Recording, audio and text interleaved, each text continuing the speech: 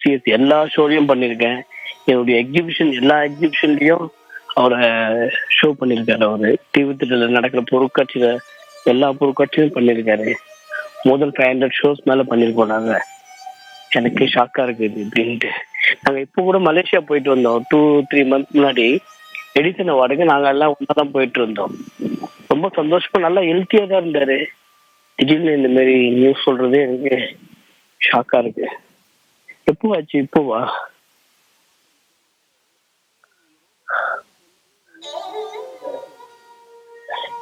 அவரு very good என்டர்டெய்னருங்க. அவரு எப்படின்னா, நான் நிறைய ஷோஸ் அவரை வச்சுதான் நான் பண்ணுவேன். இப்ப அவர் ஒரு ஸ்டேஜ்ல ஏறி பேசினாலே அவ்வளவு காமெடியா இருக்கும். அவருடைய மெமிக்ரியா இருக்கட்டும், அவருடைய டான்ஸ் ஷோ எல்லாமே எக்ஸ்ட்ரானரியா இருக்கும்.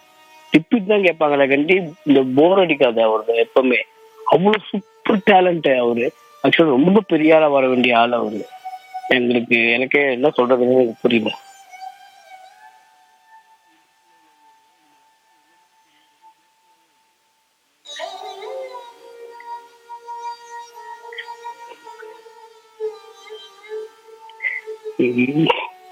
இது எனக்கு இப்ப நீங்க சொன்ன உடனே எனக்கு அதிர்ச்சி. நான் என்ன பேசுறதுன்னே தெரியல இது.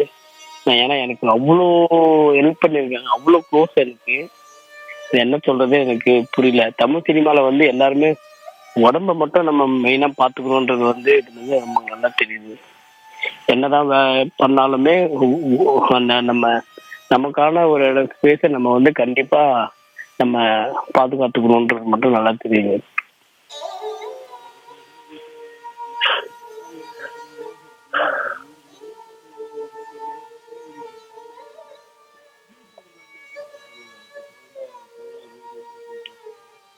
சார் நான் அந்த அளவுக்குலாம் அப்டேட் பண்ற பெரிய ஆளெல்லாம் இல்லை சார். நீங்க இது இப்ப ரொம்ப ஆளுங்கிட்ட கேட்கணும். பட் என்னதான் இருந்தாலுமே எல்லாருமே அவங்க உடம்ப கண்டிப்பா பாத்துக்கணும். நமக்காக ஃபேமிலி இருக்கு.